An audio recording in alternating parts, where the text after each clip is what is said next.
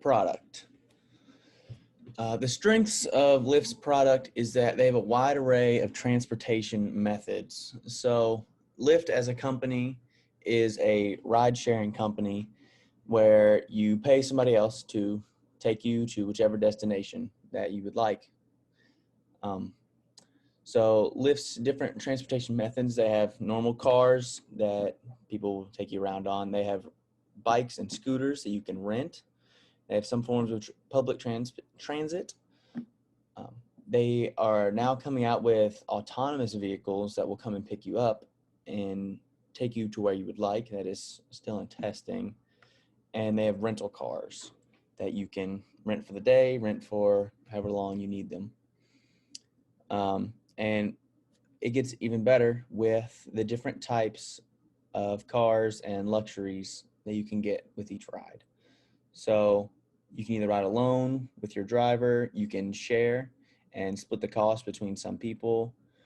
And then there's different qualities, like you have luxury or an extra large car if you've got a lot of people or want to ride in luxury. Also, another product of theirs is their app. So they have an app for their customers, which is designed well for customers to be able to easily call a ride and pay their drivers. And they also have a separate driver's app that has features to help the driver do their job, like give them directions to their destination. And it also helps them figure out payment methods between the customer and the driver. Some weaknesses that I have found is that only some of the features that they say that they have are available in only certain cities. So a driver hub, which is a basic service center where they help answer questions and you just help the drivers, is only available in 35 cities across North America. And they also have a similar place called a driver center that offers standard maintenance and free inspections, but there's only 5 of those since December 31st, 2019. So some of these features aren't available everywhere, and I think it would help the drivers, especially all around North America, with doing their job effectively. And another weakness I think that Lyft has is that it's only available in somewhat large cities. So many Lyft drivers operate within larger cities and don't go out much further than that. So a lot of the smaller cities around the U.S., there may still be a need for a ride-sharing service, but there's not many drivers out there, and the drivers who are out there, they cannot benefit from the added help that come with driver hubs and driver centers. Some opportunities that I think that Lyft has with their product is that they can go to smaller cities and still have a good product there. And I think they could probably also create a smoother and more enjoyable experience. So having a good experience will bring back customers. So having a very good product, having luxury cars, having clean cars, that will bring back their customers to want to buy from them again. And then some threats to their products are other ride-sharing businesses like Uber and Via are 2 of their biggest competitors. So having a good product will bring back these customers and take them away from the competitors' companies. Also, public transportation, same thing, offering a good, reliable product will be better. People will be more likely to pay a little bit more and ride in a Lyft rather than ride on a bus or a subway. And then other rental companies, it's the same thing. You've got to have a solid product for you to be able to keep your customers. So the actual price of Lyft itself, as far as lowering it or raising it, they're going to have a really hard time doing that just because the company is so intertwined with their biggest rival, Uber. Uber is an older company, more established, and they make more profit than Lyft does, and so they are really, if they raise their price, everyone's just going to go to Uber, and if they lower their price, they're just going to go out of business. But there are some alternative things that are affecting their revenue, and that ways they can increase revenue and maybe lead to a price change further down the road. All right, so some strengths about Lyft on the financial side is that in 2019, they had a pretty significant growth in assets. As you can see, they grew from 3.8 billion in 2018 to 5.7 billion at the end of the fiscal year of 2019.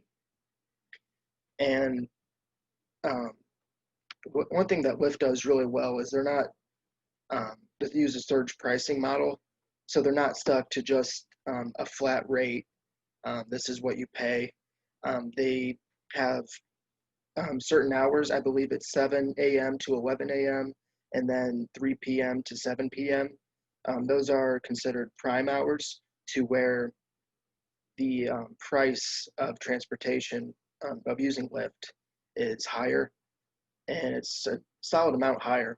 And um, this allows drivers to make more money, and this allows the company to make more money because more people during these hours are using Lyft, and so it's just able to increase their profits. And another strength they have is different tiers. As far as, it's not just like a taxi service to where you just have your standard cab and that's all you have. They have different options. You can ride in a luxury vehicle if you want to. It costs more. Or if you want to conserve money, you can ride share with other riders. And on the downside of that, you might not get where you're going right away, but it is an option if you want a more economy way of traveling. And that also plays into a strength because it's not just a flat rate, there's some adjustments that they have. On the weakness side, and they are losing money, and it's a lot of money. In 2019, they had a net loss of $2.6 billion. And a lot of the reason that happens because of payroll expenses and also having to pay their stockholders. So having stockholders is nice, but it also, if it doesn't go well, can also hurt them because they are having to pay a large amount of money to their stockholders. And so they were founded in 2012. But since then, they have not had a single profitable year.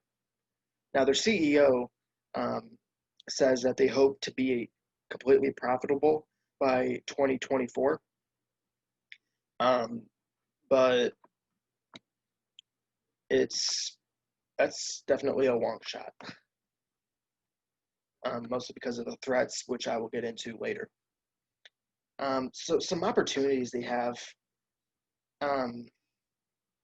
One idea I had is they could extend their prime hours by 1 hour so that they would make more money. Now, it may not seem like a huge deal, but with the amount of drivers Lyft has across the country, if you extend prime hours even by 1 hour, they could definitely see a large amount of income, which would put them in a better position to be competitive with Uber. And another opportunity they have is the Going Green movement.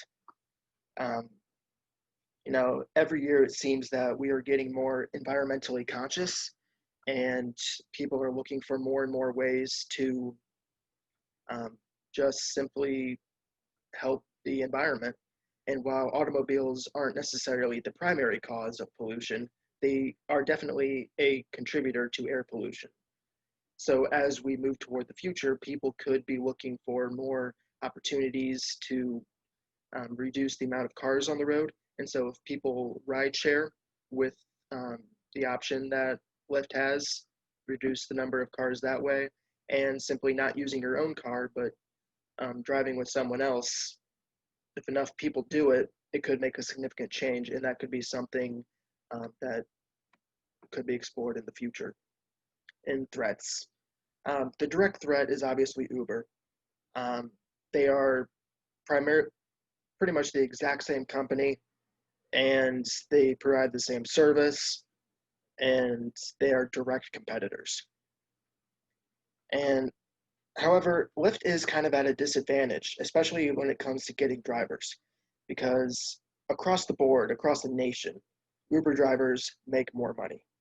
And as you see, up to $3 an hour more. Now, that's not the amount nationwide. I read that that's primarily more West Coast, but across the board, Uber drivers do make more. So people that want to drive are going to be more drawn to Uber than Lyft. And another huge direct threat to the future of Lyft is COVID-19. Um, we're living in a socially distanced world right now, and who knows when things are going to get back to normal. And even if things get back to normal, people are still going to be hesitant to be sharing spaces with other people. And when you drive with Lyft or Uber, you're pretty much putting yourself in another person's car that you probably do not know. And you don't know if they've been cleaning their car, you don't know the precautions they've been taking, and people just might be more hesitant. So that could definitely be a major threat to their direct financial future as well. Hi, my name is Michaela Irvin, and today I will be talking about promotion for Lyft. Now, one of the biggest strengths for Lyft is their promo codes and discounts. They have over several different options of discounts, including percentage discounts, fixed discounts, and flat fare. Now, there's a huge difference between the two, so I'll go with you through each and every single one of them. So, percent discounts reduce your fare to a certain point, meaning you'll lose a couple bucks going to a certain distance, maybe cutting corners and stuff. That'll save you more money and more cash so you can get more rides. Now, a fixed discount removes dollars off of your fare, but the difference is there are some additional fees, but these fees do not include tips, damaging fees, or cancellation fees. Now, the final flat fares is where you can go ahead and pay a set amount on rides and only pay for going over it. So, meaning you can set aside $25 to go on rides and so forth. And once you used it up, either it'll add additionally and it will remind you, and that's all set in stone. Now, it is too good to be true, but it is. The only downside about it is the discounts do apply, however, to just one ride. As for the promo codes, they do have, a few restrictions like any others. That would be such as expiration dates, different currencies, limited certain locations, and business rides. Now, Lyft also gives the opportunity of having credit.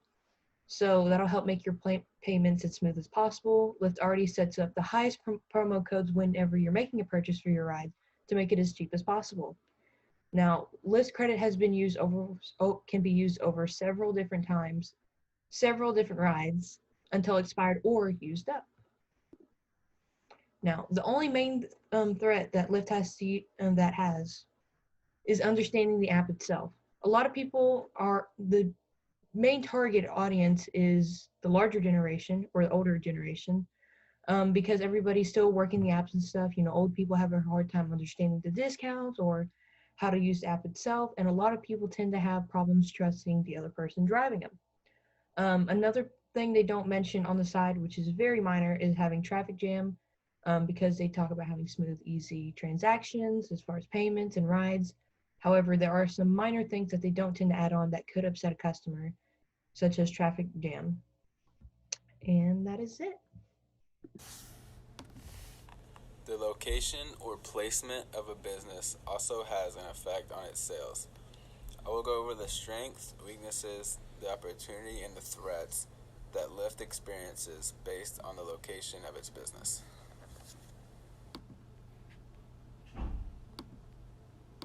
Some of the strengths that come along with the location that Lyft does business include: it is convenient for people who live in cities who don't drive on a daily basis. It is also available for those customers 24/7, so they never have to worry about not having a ride. Lyft also provides cheaper rates than most taxis or typical cab services. Lyft is most popular in big U.S. cities, but is constantly looking to expand in not only the United States, but also internationally. Lastly, all Lyft drivers have a sticker placed on their hoods, so it is easy for customers to recognize their ride without missing it. With strengths in a business also come weaknesses. In big cities, traffic is inevitable, so Lyft drivers may arrive later than expected.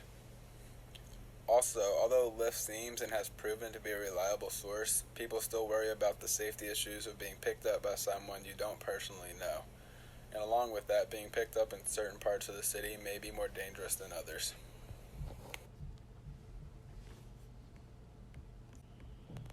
Here are some opportunities that have revealed themselves through Lyft. In cities or areas with train station or airports, students are offered transportation for even cheaper rates, which will obviously appeal to most students.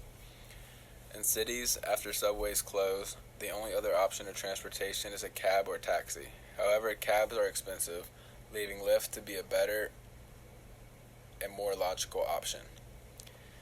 Lastly, international expansion, like I said before, is also an opportunity for Lyft rather than just localizing in the US. Like strengths come with weaknesses, opportunities come with threats. Lyft is predominantly restricted to urban areas rather than rural ones. This is because more people in rural areas rely on their own vehicles for their mode of transportation, while in urban areas many residents do not own their own automobile, leaving them for a need of transportation. Uber is also a threat to Lyft. Uber is a very popular transportation source used in urban areas. Transportation has experienced considerable growth in the past century and is showing all the indications that it will continue to do so. How is it possible for transportation to become more convenient than owning your own vehicle? The answer to that question is ride-sharing. Ride-sharing makes it easy to get to go where you want to go without worrying about things such as car insurance, gas, vehicle payments, and maintenance. Lyft is a ride-sharing company that is committed to providing their customers with quality transportation and giving their drivers a flexible income. We will take at how they implement the kingdom purpose in their company. While Lyft is not an avowed Christian foundation, there are certainly some aspects that could be considered a kingdom purpose. Lyft has a program called the Relief Rides Program that supplies individuals that have been affected by natural disasters with free transportation. Similarly, the program called the Get Out the Vote helps those without transportation to be able to get to the polls at a cheaper rate or even free of charge. In addition, ride-sharing also helps to cut down on the number of individuals who are driving under the influence, which helps to keep many people safe. So while not necessarily working towards a kingdom purpose, they are still implementing some aspects that are in accordance to biblical principles, such as loving our neighbors and helping out those that are less fortunate. One weakness of Lyft in regards to a kingdom purpose is that it is very difficult to make sure they are hiring trustworthy and moral individuals. While Lyft does background checks on their drivers, it is still impossible to rule out those who are capable of committing a crime. There have been sexual assaults that have occurred as a result of Lyft rides, and Lyft will never be able to guarantee their customers complete safety. However, they do give their customers access to platforms such as ShareRoute that help to provide an aspect of security to the individuals by allowing their family and friends to see their location. Another thing that one may consider to be a weakness is that it provides rides for intoxicated individuals. Most would deem this as a strength instead of a weakness, but there are some individuals who would argue that it condones individuals to go out and get drunk as long as they are not the one responsible for driving because it provides them with convenience.